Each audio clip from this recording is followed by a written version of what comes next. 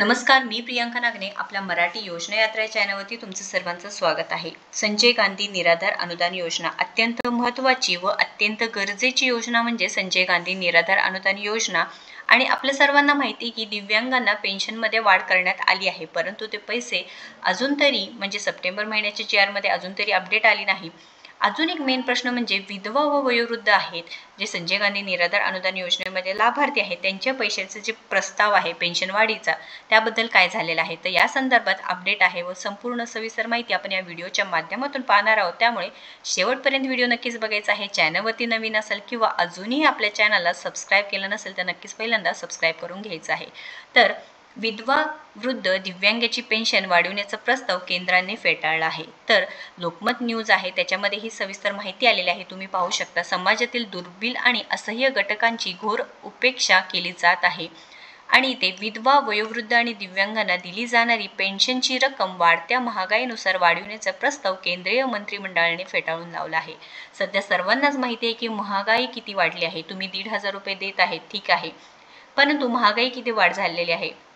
त्या 1,500 रुपयेमध्ये वयोवृद्ध असू द्या विधवा महिला असू द्या त्यांनी जगायचं कसं हे सुद्धा एक प्रश्न आहे। आता तुम्ही पाहू शकता योजना आणि विद्यमान पेन्शन रुपयात शिफारस विधवांना 40 ते 79 वर्ष 300-800, दिव्यांग 18 ते 79 वर्ष 300,000, वयोवृद्ध 60-79 वर्ष 200-800 असे हे काही विद्यमान पेन्शन रुपयात शिफारस झालेली आहे। तुम्ही पाहू शकता हे वाढ करण्यात आलेली आहे की 300 चे 800, 300 चे 1000, वयोवृद्ध आहे त्यांचे 200 चे 800, कमवत्या व्यक्तीस मृत्यू झाल्यास जे रक्कम आहे 20,000 ते त्याचे 80,000, 80 वर्षापेक्षा जास्त जे सर्व गट आहे त्यांचं 500 ते 1,200 रुपये।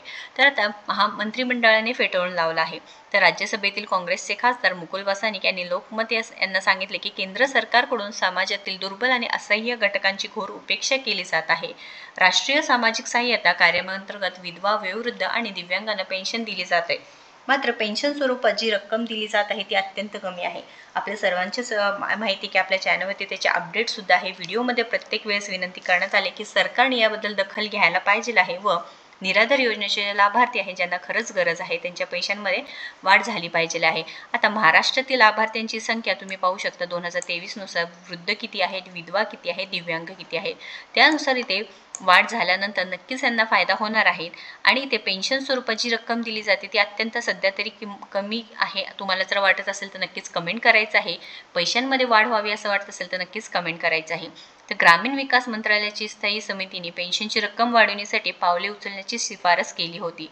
त्यानुसार ग्रामीण विकास मंत्रालयाने पेन्शनची रक्कम वाढवण्याचा प्रस्ताव कॅबिनेट पुढे सुद्धा मांडला, परंतु केंद्रीय मंत्रिमंडळाने 19 जानेवारी 2022 रोजी झालेल्या बैठकीत हा प्रस्ताव स्पेशल फेटाळून लावला। 15व्या वित्त आयोगाच्या कार्यक्रमा जे काय पर्यंत पेन्शनची ही योजना आहे तशीच 2025-26 पर्यंत चालू द्यावी असा निर्णय मंत्रिमंडळाच्या बैठकीत घेण्यात आला होता। आता योजना म्हणजे चालूच आहे, परंतु जे पैशांमध्ये वाढ आहे पेन्शनमध्ये वाढ आहे जसं दिव्यांग बांधवांसाठी वाढले आहे तसे जे विधवा महिला आहेत वयोवृद्ध आहेत त्यांचा सुद्धा विचार केला झाला पाहिजे, कारण विचार केल्यानंतरच हे पैशांमध्ये वाढ सुद्धा झाली पाहिजे आहे। जर पैशांची वाढ नाही झाली तर 1,500 रुपयेमध्ये काय करायचं हे बरेच लाभार्थी आहे ते कमेंट करून सांगत आहेत की 1,500 रुपयेमध्ये नक्की काय करायचं, कारण बरेच जणांच्या घरात बरेच प्रॉब्लेम्स असते, कमवताच माणूस नसेल विधवांच्या घरी तर त्यांनी 1,500 रुपयेमध्ये कसं करायचं, त्यांच्या मुलांचं कसं भागवायचं किंवा घरातला किराणा असेल औषध पाणी असेल कसं करायचं। वयोवृद्ध आहेत त्यांना सांभाळायला कोणी नसतं, त्यांची सुद्धा ही प्रस्तावना आता पूर्णपणे फेटाळून न लावता त्याच्याकडे सरकारने लक्ष दिलं पाहिजे आहे। आता इथे जी काही बैठक घेतली होती आता 2007 पर्यंत जे वयोवृद्ध होते दरमहा 75,000 रुपये पेन्शन मिळत होती, त्यानंतर पेन्शन 200 रुपये करण्यात आली, तर 2011 मध्ये 80 पेक्षा जास्त वृद्धांची पेन्शन रक्कम 500 रुपये करण्यात आली होती। तर लक्षात घ्या अत्यंत महत्त्वाची अपडेट आहे। तुम्ही सुद्धा या व्हिडिओला जास्तीत जास्त लोकांपर्यंत शेअर करायचं आहे, जास्तीत जास्त बांधवांपर्यंत शेअर करायचं आहे। विधवा वृद्ध दिव्यांगाची पेन्शन वाढवण्याचा जो काही प्रस्ताव केंद्राने फेटाळला आहे ते पुन्हा एकदा विचार करून त्यांचे पैसे वाढण्यात आले पाहिजे आहे। तुम्हाला जर वाटत असेल तर नक्कीच कमेंट करा आणि या व्हिडिओला जास्तीत जास्त शेअर करा आणि अशाच महत्त्वपूर्ण माहितीसाठी आपल्या चॅनलला सबस्क्राईब करायला विसरू नका। धन्यवाद।